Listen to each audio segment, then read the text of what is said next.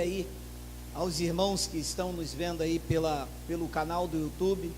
Hoje é 30 de abril de 2017. Talvez você esteja assistindo essa gravação em 30 de abril de 2095.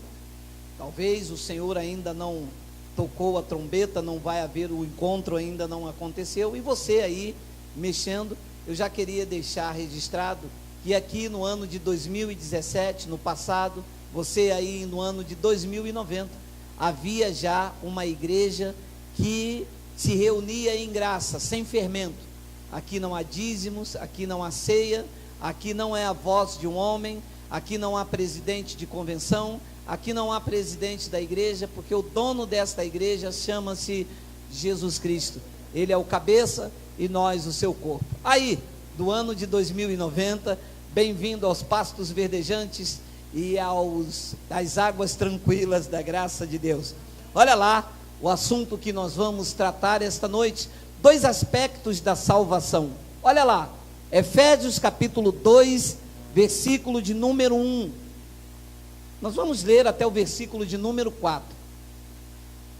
E vos vivificou, estando vós mortos em ofensas e pecados, em que noutro tempo andastes segundo o curso deste mundo, segundo o príncipe da potestade do ar, do espírito que agora opera nos filhos da desobediência, entre os quais todos nós também antes andávamos, nos desejos da nossa carne, fazendo a vontade da carne e dos pensamentos, e éramos por natureza filhos da ira, como os outros também.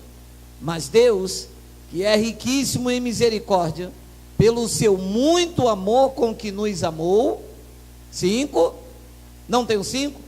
Tá bom, coloca lá o 4, vamos orar. Senhor Jesus, eu te louvo, eu te exalto, porque tu concede a nós meros mortais, a fazer uso de uma porção da tua santa palavra. Esta palavra que é viva, ela é eficaz, e ela é mais penetrante do que qualquer espada afiada de 2 gumes. Com os olhos iluminados, com a mente de Cristo ativada, nós vamos absorver o que diz o Evangelho da graça de Deus para a tua esposa, a amada, para aquela que tu lavou e regenerou com o lavar regenerador do Espírito Santo. Tu nos apresentou a ti mesmo, sem ruga, sem mancha, sem mácula e sem defeito, para o seu inteiro louvor. E nós vamos procurar fazer isso com maestria, com uma voz em linha com a graça de Deus. Vamos ouvir palavras inefáveis, e o povo de Deus aqui reunido diga amém. Coloca o versículo 1, Miguel, por favor. Em algumas versões, da onde eu tiro a inspiração, está escrito: Ele vos deu vida, estando vós mortos em vossos pecados e delitos. É que esta é a tradução do Data Show.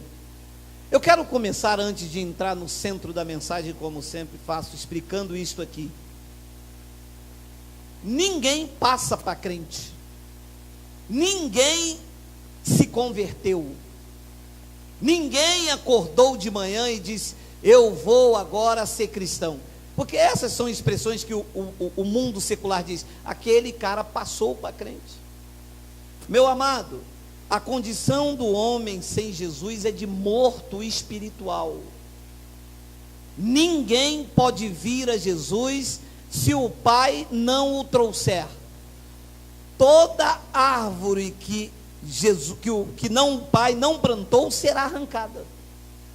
Não adianta, que só fica quem Ele predestinou. Ninguém vai entrar aqui pelas janelas. Se não entrar pela porta, se não foi o porteiro que abriu, não fica. Há uma parábola no livro histórico, em que diz que ele fez uma grande festa, convidou as pessoas que estavam no beco, nos bares, porque os outros convidados não eram dignos, e no meio da festa ele entra no salão e viu um homem com um vestimento impróprio para estar ali. Ele disse: como é que você conseguiu entrar aqui com estas vestes? Meu amado, as vestes são da graça, e elas estão hoje sem ruga, sem mancha, sem mácula e sem defeito. A igreja está perfeita, mas não está perfeita por causa da teologia pastoral. A igreja não está perfeita por causa do grito de um homem, ou por causa da sua eloquência. A igreja está perfeita por causa de Jesus, porque Jesus Cristo a aperfeiçoou ela. A honra e a glória neste pacto pertence a Jesus. O homem não tem mérito. Eu insisto em dizer isso a você no ano 90 e 2090. O homem não tem mérito neste pacto. Tudo é Jesus Cristo. Tudo, da salvação, a realização, ao milagre, não ficou nada para o homem fazer. E é por isso que eles não aceitam a graça de Deus, porque a graça não abre brecha para o mérito. A graça de Deus não tem mérito humano. Eu fiz, porque eu orei, porque eu determinei. Não determina. Se Deus não fizer, o homem não determina nada. É porque eu liberei uma palavra, eu determinei. Não faz. Se não for Jesus Cristo a fazer, o homem não faz absolutamente nada. E ele disse isso aos judeus: sem mim nada podeis fazer. Então esse é o centro da nossa mensagem, a exaltação à soberania de Jesus Cristo. E Paulo diz isso: ele vos deu vida, vocês estavam mortos. Era a nossa condição. E o morto não pode responder, o morto não tem livre-arbítrio, o morto não tem vontade, não tem sede, não sente nada. Nós estávamos mortos nos nossos pecados e nos nossos delitos. Isso era a nossa condição, isso era o nosso estado, e a iniciativa foi dele. Foi ele que nos buscou, foi ele que nos reconciliou, foi ele que nos tirou do império das trevas, foi ele que nos lavou, nos regenerou, foi ele. A honra sempre será dele. Em graça não se encontra uma brecha para dizer, porque o pastor foi muito usado. Se isto é uma colocação, foi usado por quem? Por ele. Mas o pastor trouxe uma palavra. Se esta é uma brecha, mas trouxe uma palavra de quem? Dele. Porque o pastor pode ter uma eloquência, ele pode falar árabe, pode falar, qual é aquela coisa que eu falei de manhã? Ele pode falar braille, ele pode falar hebraico, mas não convence ninguém. Ele pode falar vários idiomas, não convence ninguém. Agora, se ele fala sã doutrina, isso edifica a nossa vida. E a sã doutrina parte de quem? Dele. Então a honra e a glória é dele. Então Paulo diz que ele nos deu vida.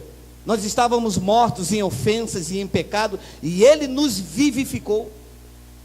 Ele nos trouxe a vida, ele. Não cabe a nós reconhecermos isso, porque o nosso estado era de morto de engano, e nós estamos livres do engano, porque ele fez a obra completa em nós. O legalismo faz a metade, ou o legalismo deixa a metade para você e a metade para Deus. O pastor é o ator coadjuvante. Ainda tem o diabo que estrela como um dos atores principais, né? O diabo está sempre ali, é o inimigo voraz, anda ao nosso derredor. E vocês sabem que Pedro, quando disse isso, a tradução, em vez de dizer que o que anda ao nosso derredor são as situações adversas, o acusador, porque no novo pacto não existe diabo, o diabo foi aniquilado, meu amado. O diabo que existe é esse aí, que você está olhando, esta carne. Aqui está o diabo, que é opositor, que luta contra as coisas de Deus. A carne é que é opositora aos desígnios de Deus, disse Paulo aos Gálatas no capítulo 5. A carne luta contra o espírito. Nada luta contra o espírito, a carne. Então isto é que é o diabo, porque diabo quer dizer opositor, acusador, Satanás é o mesmo, entende? Então a honra sempre foi dele. Ele disse no versículo 2, olha lá: em que no outro tempo andaste segundo o curso desse mundo. Olha o nosso estado sem Jesus, meu amado. Nós andávamos segundo o curso do mundo. Saímos do mundo, o sistema nos serviu de aio. Pensávamos que estava em Cristo, mas andávamos segundo o curso da religião. A religião não nos deixava pensar com o Evangelho. Na religião você é proibido de pensar com a revelação da graça de Deus. Então nós andávamos segundo o curso deste mundo, segundo o príncipe da potestade do ar, do espírito que agora opera nos filhos da desobediência. São palavras de Paulo, cheio de palavras inefáveis. Depois ele diz: entre os quais todos nós antes também andávamos nos desejos da nossa carne. Meu amado, como um homem não pode exaltar a Jesus Cristo? Nós andávamos no desejo da nossa carne. O que nós sabemos que Jesus está na nossa vida é que alguns ainda têm carne ativada, mas a maioria já perdeu o apetite da carne, já pensa duas vezes em roubar, já pensa duas vezes em usar drogas. Uns ainda são fracos, ainda não alcançou maturidade, ainda não reina com Cristo, a mente de Cristo não está ativada, ainda vão ali melo focinho, o pandã. Mas outros já conseguem dizer: não, meu irmão, sou uma nova criatura. Eu não sou dominado pelo Espírito, pela potestade do ar. Eu sou dominado pelo Espírito Santo. Quem está em graça é guiado pelo Espírito Santo. Então Paulo diz: nós andávamos no desejo da nossa carne, fazendo a vontade da carne e dos pensamentos. E com essa atitude, éramos por natureza filhos da ira.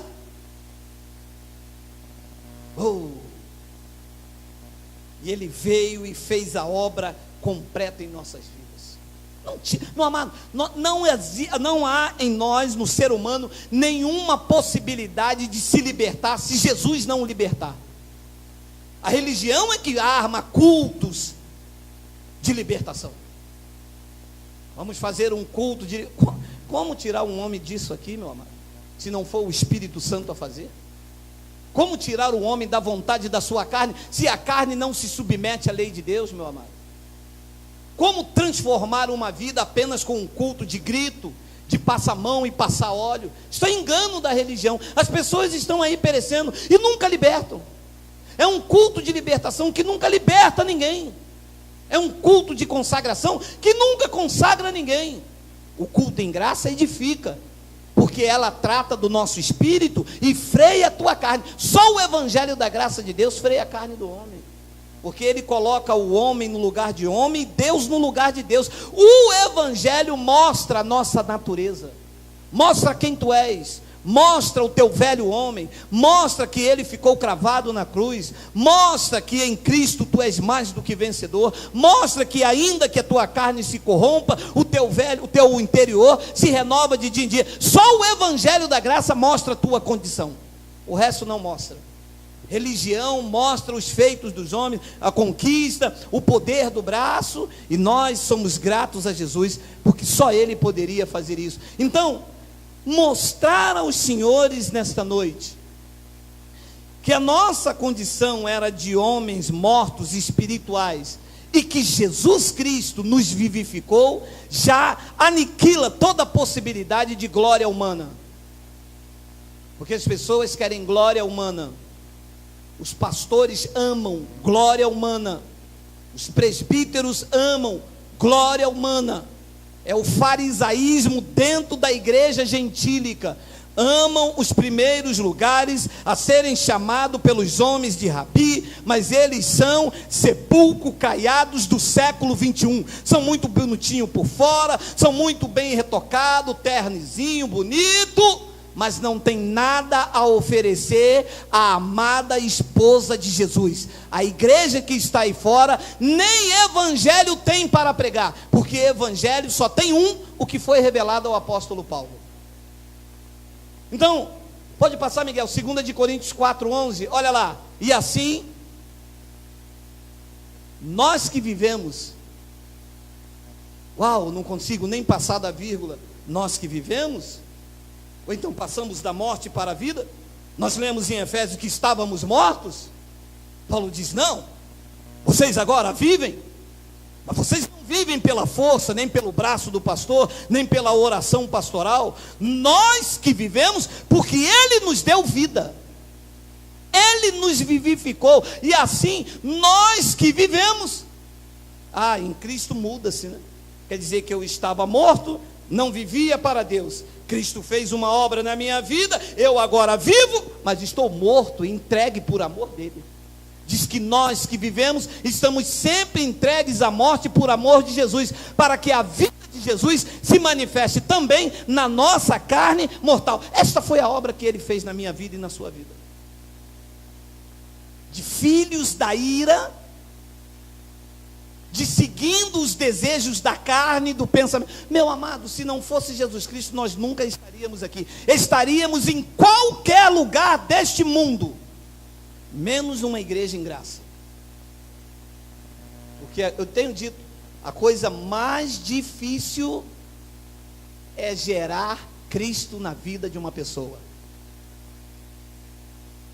Gerar Cristo na vida de uma pessoa é apresentar você nesse estado de maturidade espiritual em que você se encontra.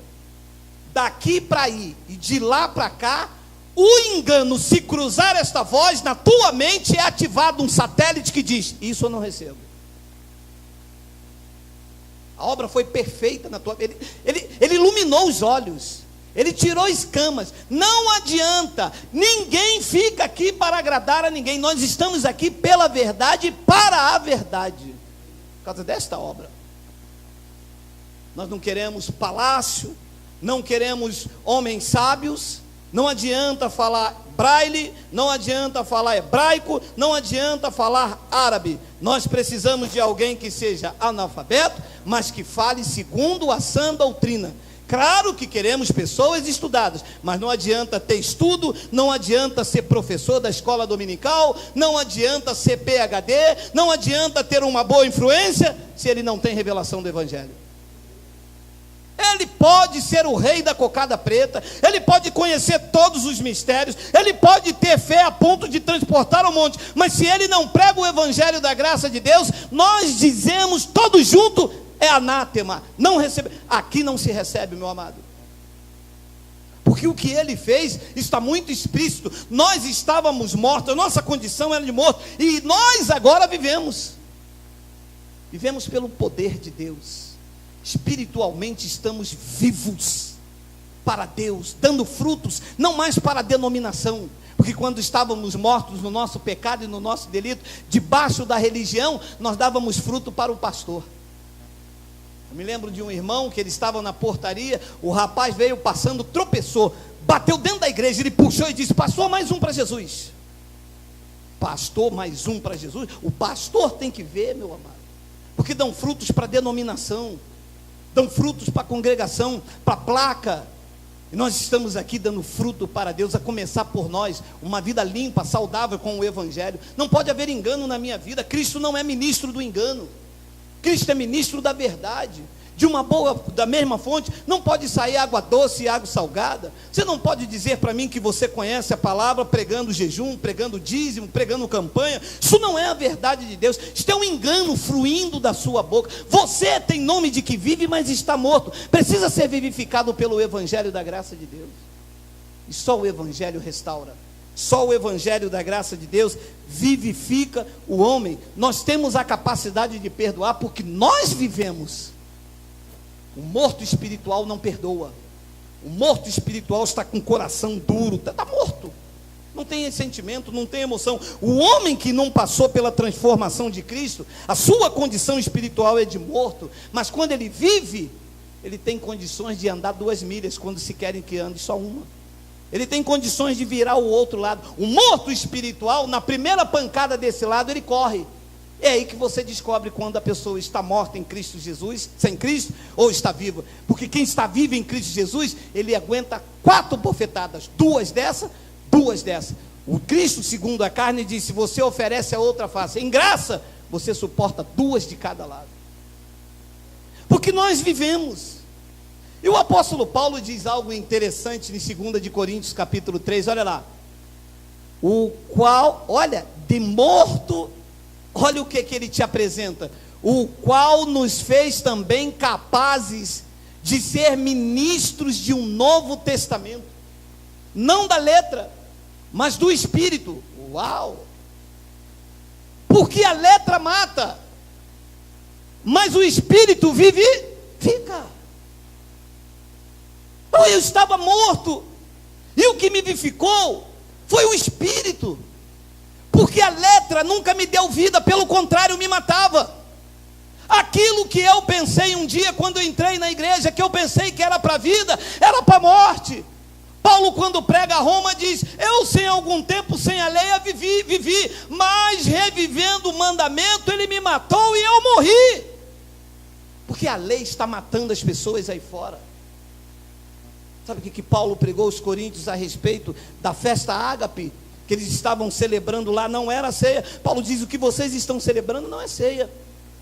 Toda vez que vocês comem e bebem este pão, vocês estão anunciando a morte do Senhor. E por causa disso, desta festa legalista dentro da igreja gentílica, não são muitos estão doentes e não são poucos o que dormem. A igreja aí fora, o sistema religioso, as pessoas estão mortas, entram dentro de um lugar pensando que vão encontrar vida e encontram morte, porque a letra mata. Moisés está matando as pessoas. As pessoas entram, você entra num ambiente, as pessoas não podem sorrir, as pessoas não podem se levantar. Olha a reverência com a palavra. Quando vai ler a Bíblia, todo mundo de pé, e senta, e levanta. Isso é a chamada reverência. Mas reverência da palavra não é isso. Reverência da palavra é acreditar no que está escrito, porque se está escrito, nós cremos. Esta é a reverência que se deve dar à palavra, meu amado. Não é questionar, não é brigar, não é falar, porque a única coisa que vivifica neste pacto não é a minha eloquência, é o Espírito.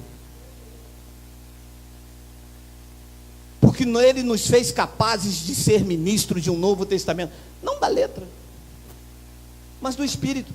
Porque a letra, a lei, Moisés, mata.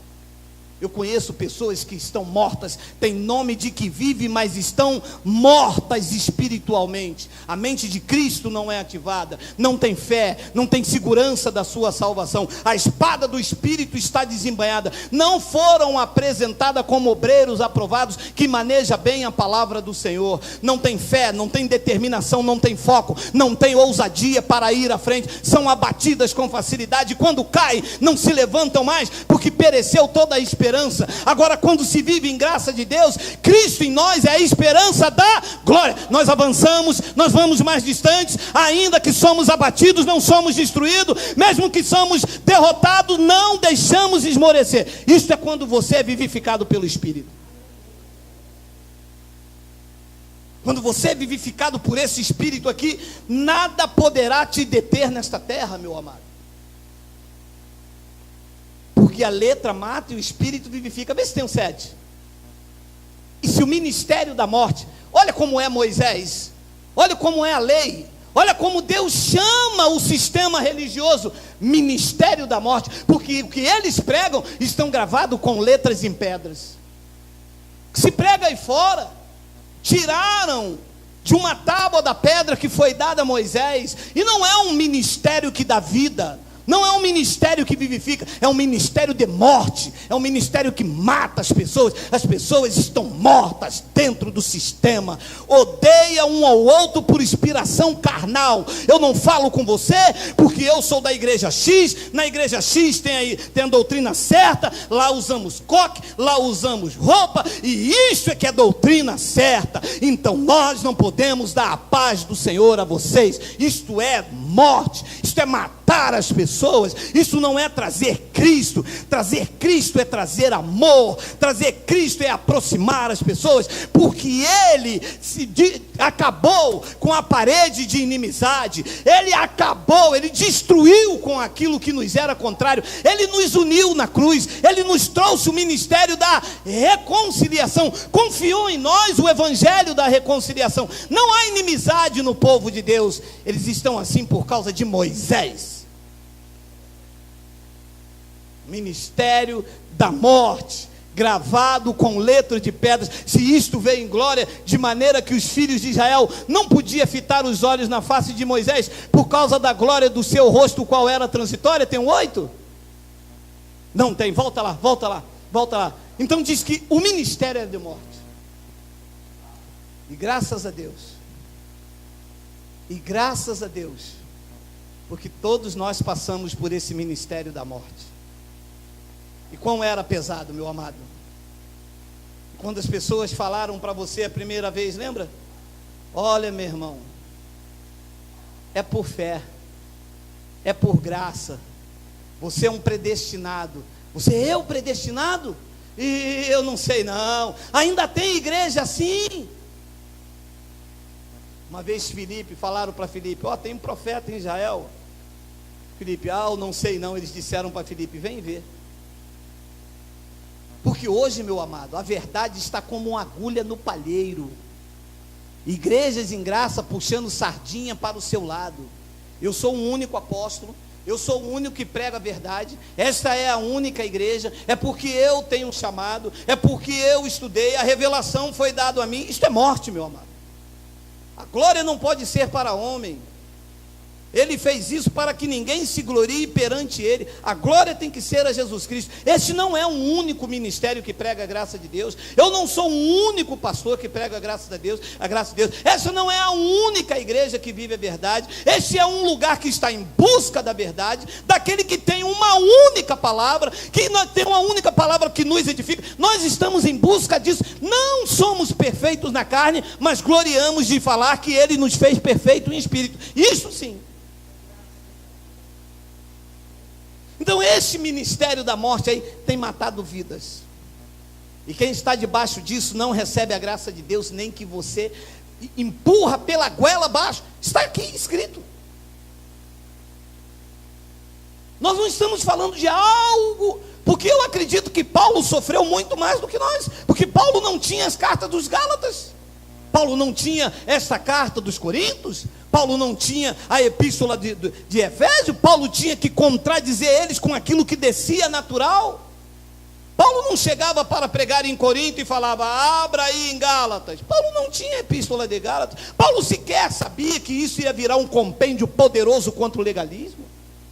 Paulo chegava lá e falava, olha, vocês estão mortos nos vossos pecados e no vosso delito. Alguém poderia perguntar, mostra, Paulo. Não tenho o que mostrar. Quem fala por mim é o Espírito Santo, e ele vai convencer vocês de toda a verdade. E as pessoas criam, porque Paulo falava com pureza. Paulo não tinha intuito gananciosos. Paulo não queria montar ministério. Paulo não queria montar sistema. Paulo não queria salário. Paulo não queria dízimo. Paulo queria que a graça fosse revelada, multiplicada, glorificada e avançada. E isto na vida de Paulo fazia com que a palavra saía da boca dele como uma flecha, como uma espada afiada de dois gumes. E quando Paulo pregava, Deus abria o coração de Lídia, e Lídia se convertia. Quando Paulo passou, viu um homem coxo de nascença, e Paulo disse, espera aí, eu tenho visto que você tem fé para ser curado, em nome de Cristo levanta. Porque quando se prega o evangelho com vontade de ver vidas libertas desse sistema corrupto, Deus opera. Operou em mim, operou em você. Quem diria que você ia ter esse conhecimento? Quem diria que Deus ia arrancar o véu de você? Que você entenderia que não é pelo pão, não é pelo suco? Quem diria que você iria entender que você não foi batizado, o seu homem não ficou nas águas, está lá encravado na cruz? E eu disse hoje de manhã pelo Espírito, os pastores querem botar uma escada para tirar você de lá e botar aqui debaixo do domínio dele. Só que aquele que te cravou na cruz ressuscitou com ele e te deu uma posição espiritual. Você está sentado com Cristo acima de todo principado, de toda potestade e de todo nome que possa se levantar, não só no presente século, mas no século vindouro. Esta é a tua posição. Não estamos debaixo do ministério de morte, estamos vivificados pelo Espírito da graça de Deus.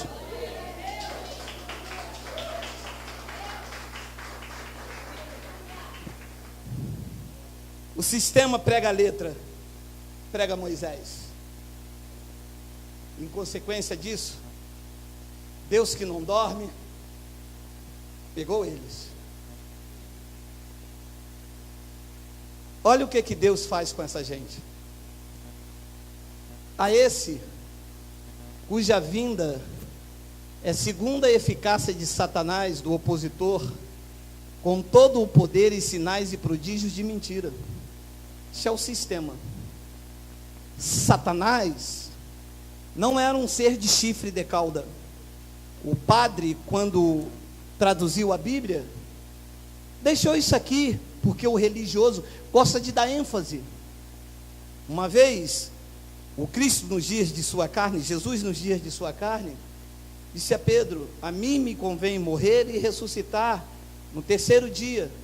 Pedro disse a ele: Senhor, de maneira nenhuma isso pode se acontecer, porque Pedro estava se opondo ao plano de Deus. Jesus tinha dito horas antes: se eu não for, o Espírito Santo não virá. E neste novo pacto, quem regenera a igreja é o Espírito Santo. Se Jesus ficasse em carne, todos nós ficaríamos como imundo, mortos no nosso pecado. Ele disse: convém que eu vá, porque se eu não for, a igreja não será regenerada. Convém que eu vá, porque virá um outro Consolador, e este Consolador é que vai guiar a igreja em toda a verdade. Pedro disse: de maneira nenhuma isso te aconteça, tu fica aqui em carne, fica aqui no véu, porque você no véu, como Jesus de Nazaré, nós estamos em pecados. A igreja está sobre a minha autoridade. Você me deu a chave. Ele disse: não, Pedro, é necessário que eu morra e ressuscite. Pedro disse: fica aqui. Ele virou para Pedro e disse: arreda-te de mim. Mas não que Pedro era Satanás, que Pedro tinha 2 chifres, balançava um rabo. Não, é porque Pedro estava se opondo. Satanás ali é o sistema que se opõe à verdade do Evangelho. Satanás deste século é o sistema religioso que nega os feitos da cruz com as suas obras. Todas as vezes que o sistema batiza nas águas, eles estão se opondo às verdades da cruz do Calvário. E diz que esse sistema, esse Satanás, ele vem com todo o poder e sinais e prodígios que são de mentira. Porque a verdade está aqui. A verdade é que Jesus não vai salvar o seu filho, ele já salvou na cruz. A verdade é que Cristo não vai te curar, a verdade é que ele já te curou. A verdade é que ele não vai te abençoar hoje de maneira, pode pular, pode saltar, ele não vai te abençoar nem hoje nem amanhã, ele já te abençoou com todas as sortes de bênçãos. Essa é a verdade de Cristo. E que o sistema luta, diz que luta, se opõe com todo o poder e sinais e prodígios, e são da mentira. Depois ele diz no versículo 10: e com todo o engano da justiça, para quem perece. E Paulo disse aos Coríntios: se o nosso evangelho está encoberto, é para os que perecem. Perecem aonde? No ministério de morte e condenação. Enganados. O povo está aí perecendo, meu amado, atrás de apartamento, atrás de casa, atrás de cura. O povo está atrás disso. Nós viemos aqui atrás do conhecimento. Nós viemos aqui reivindicar, não para ele fazer por obrigação, mas reivindicar pela confissão aquilo que ele já fez por nós. Quando nós confessamos, nós estamos dizendo: Cristo já fez, Cristo já fez. Nós tomamos posse disso. Então ele diz que com todo o engano da justiça para os que perecem. E por que perecem? Talvez alguém perguntou lá e pergunte aqui: perecem? Porque não receberam o amor da verdade para se salvarem. Se salvar de quê? De Moisés, do engano. Porque amor da verdade não salva, quem salva é a graça para a vida eterna. Por isso, 2 aspectos da salvação: uma é a salvação para a vida eterna, e a outra a salvação do engano, que a igreja do sistema precisa ser livre. E quando conhece a verdade vos liberta. Liberta do quê? Se ele já nos libertou do império das trevas e nos trouxe para a luz, falta então ser liberta do engano, como nós fomos. Quantos dos senhores não entraram no lugar e falaram assim: eu conheço um apóstolo aí agora que prega a graça de Deus. Aí abrem Romanos, abrem Efésios, abrem não sei o que. Vem o momento de ofertório. Malaquias 3:10. A mente aqui ativada disse: opa, isto é engano. Eu não pereço, eu abracei o amor da verdade, e o amor à verdade me salvou, me livrou do engano, meu irmão. Pode, e vem aí o grande pregador Benny Hinn, diz que quando ele abre assim, todo mundo cai no chão. São sinais e prodígios da mentira, porque aquele que colocou de pé não me derruba por nada. E eu perguntei a um pastor: vem cá, por que é que as pessoas caíram? Por causa da unção de Deus. E você não caiu por quê?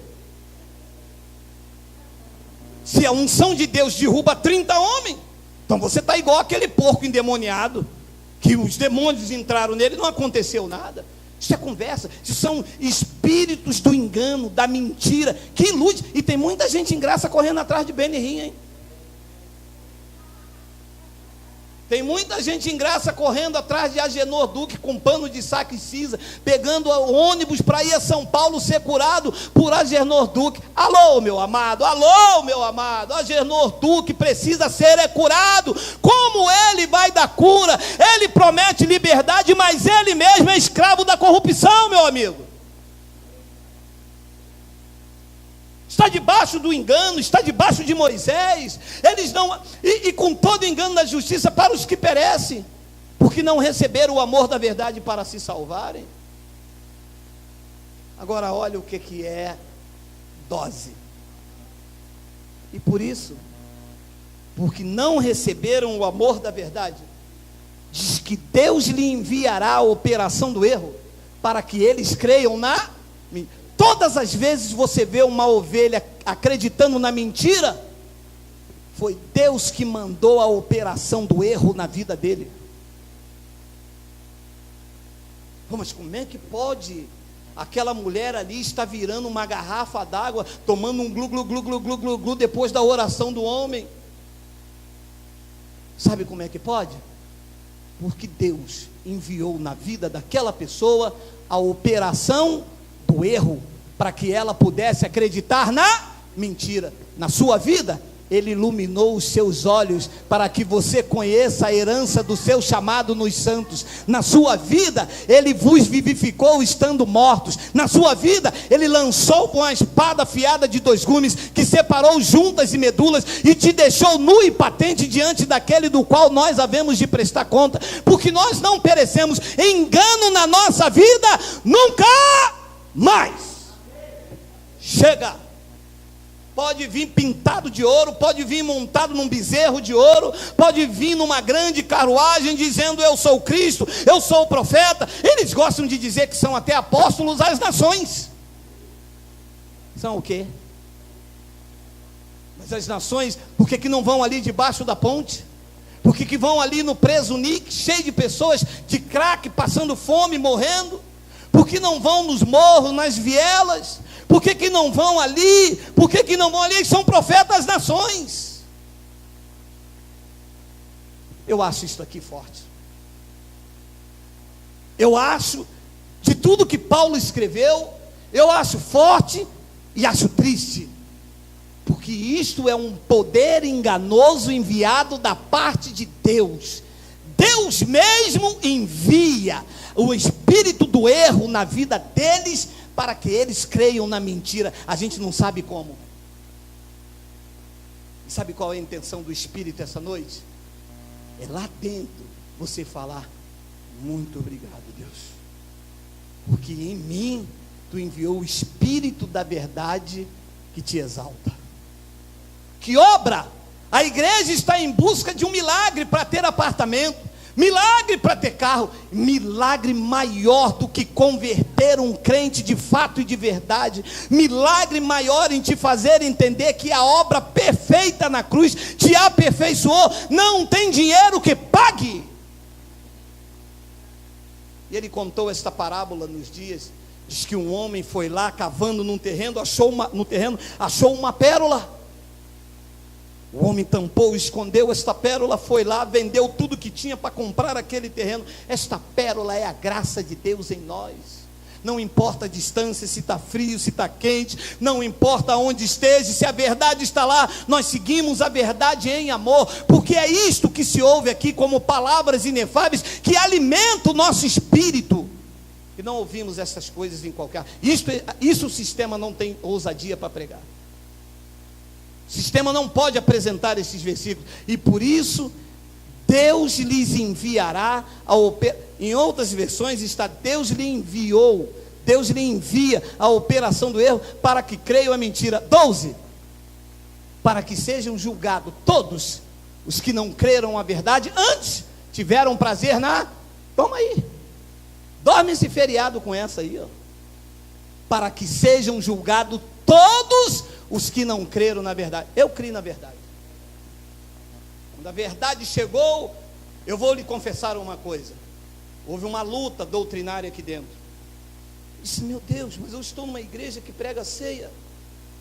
Como agora o Evangelho diz que não, porque o que eu faço é anunciar a morte. Meu Deus, os 2 cultos ainda eu fiquei levantando pão, e aquilo já era condenação. Eu dizia, meu Deus, mas o teu corpo não é esse. O Espírito dizia isto, meu corpo não é este, meu corpo é este, meu corpo é a igreja. Não participe disso, você está anunciando a minha morte e eu estou vivo.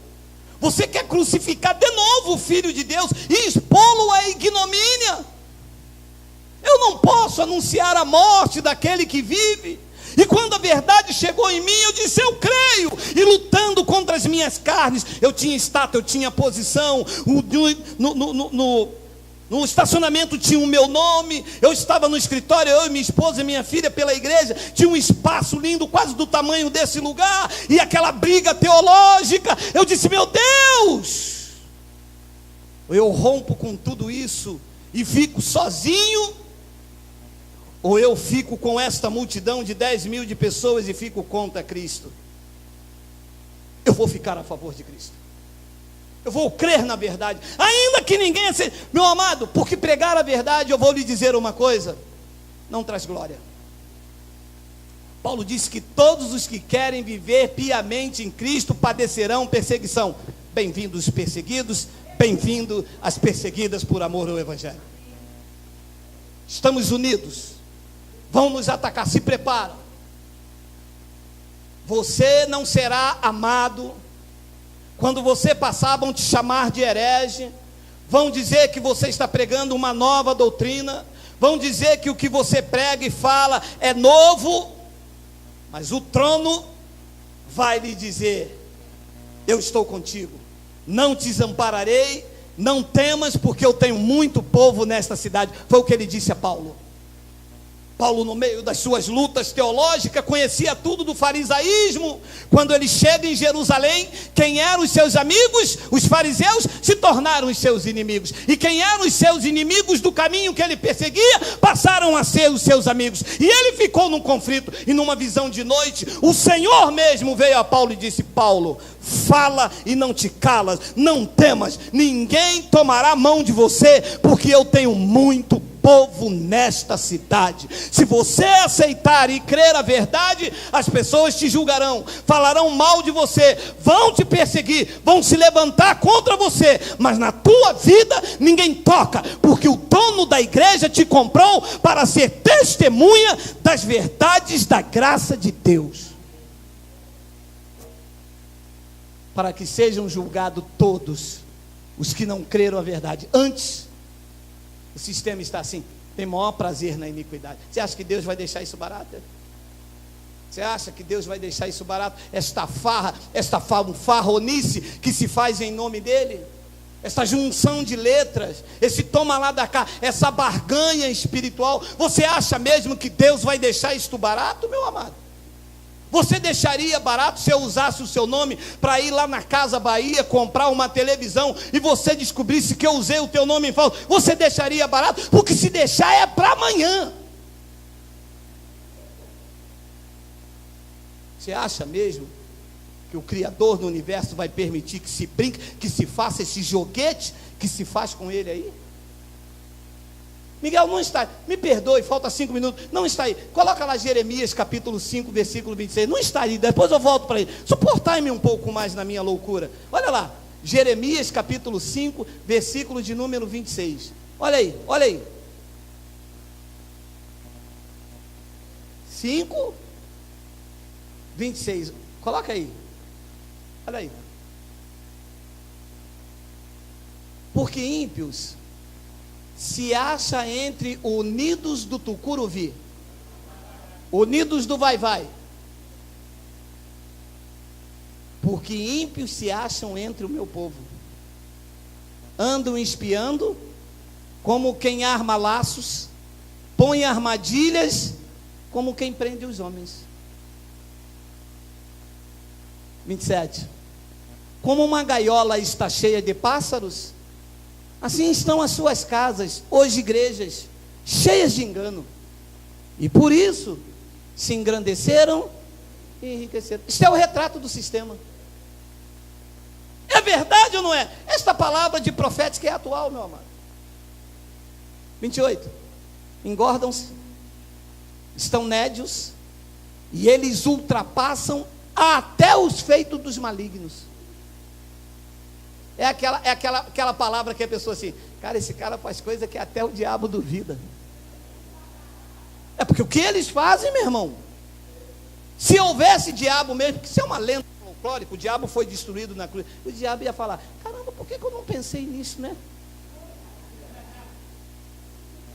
Eles dizem, eles engordam-se, estão nédios, e ultrapassam até o feito do maligno.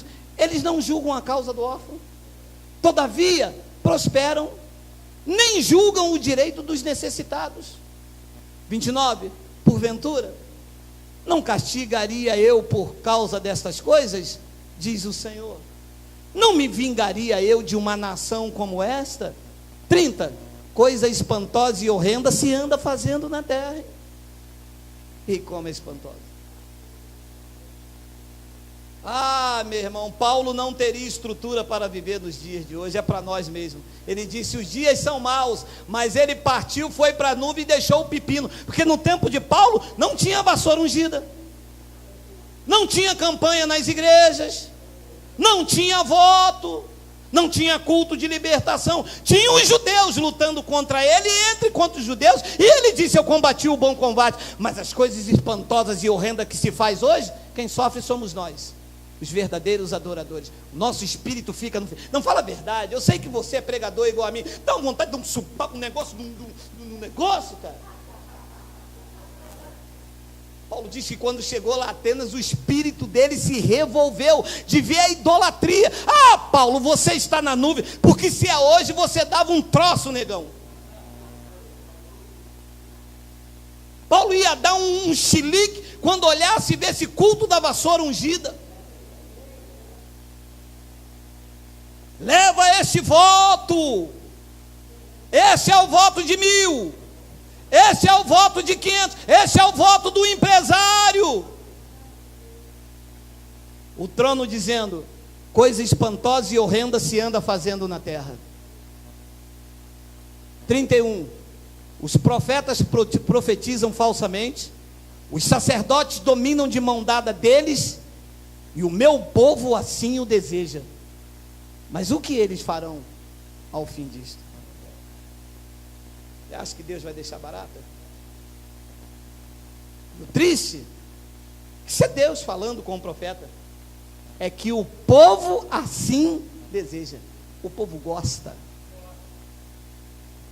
O sistema mata, o sistema escraviza.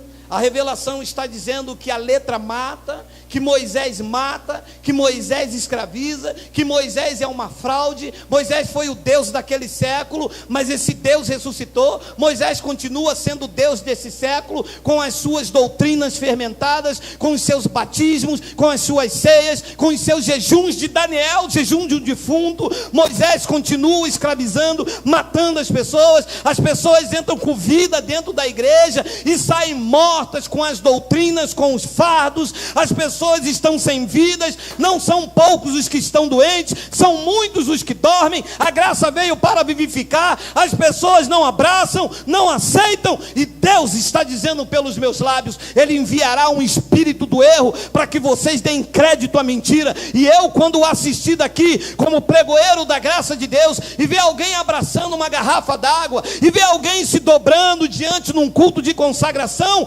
ali o meu espírito de discernimento está me dizendo, esta pessoa está debaixo da operação do juízo de Deus, está crendo na mentira, porque Deus enviou o espírito do erro na vida dela. Em mim, espírito de revelação, nos deu olhos iluminados, para entender que Ele é o cabeça da igreja, nós somos o seu corpo, e estamos posicionados com Ele, ressuscitados, salvos eternamente, batizados, revestidos, selados para a glória de Deus. Se você recebe, diga Abba, Pai.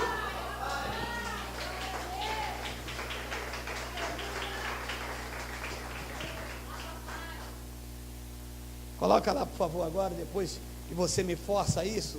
Bota lá Hebreus capítulo 2. Então, qual é o antídoto para tudo isso? O que serve de antídoto contra esse sistema falsário que eu te apresentei esta noite?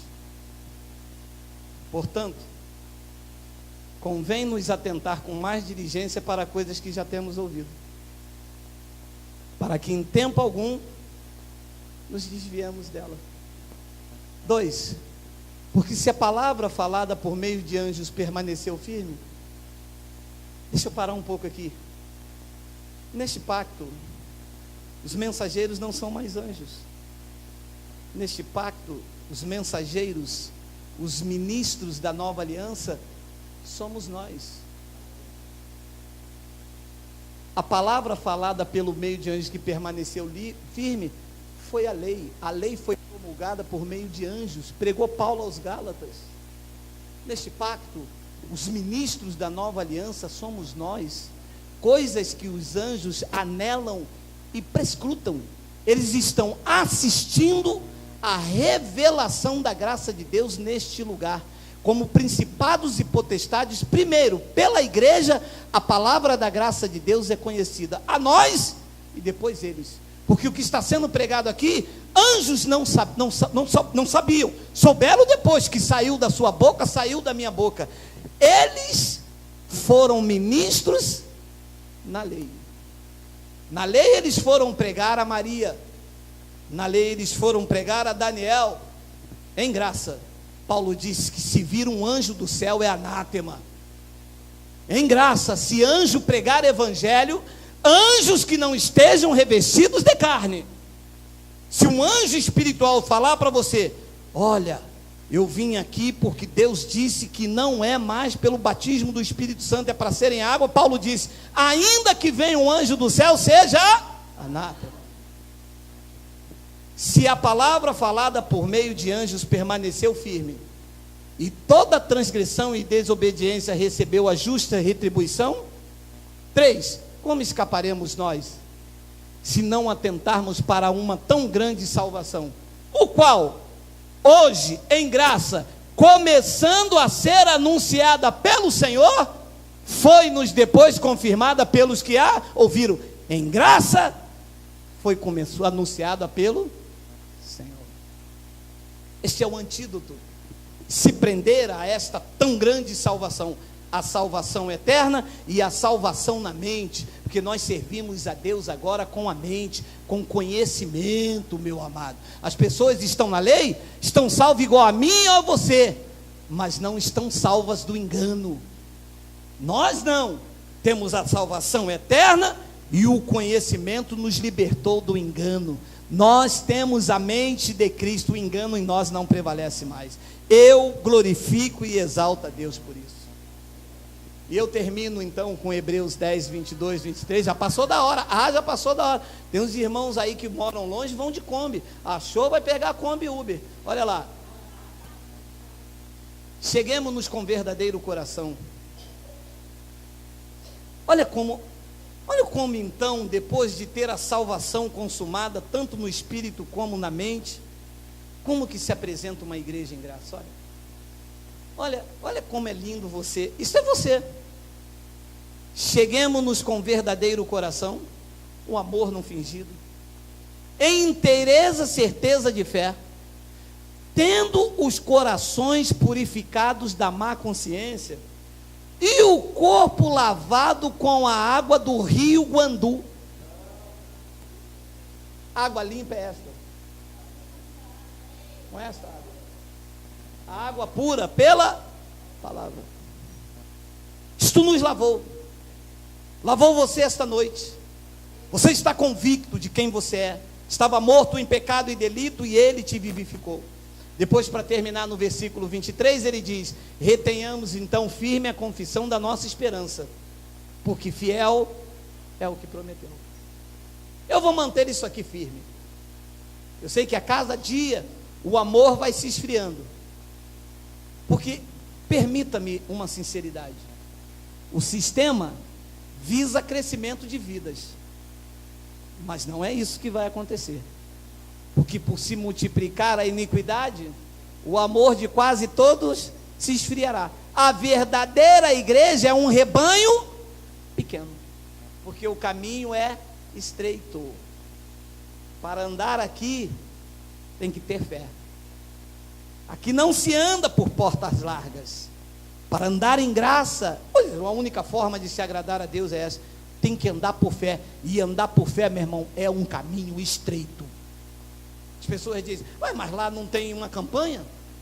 O pastor não bota a mão em ninguém? Ué, mas lá não tem a oração pelos enfermos?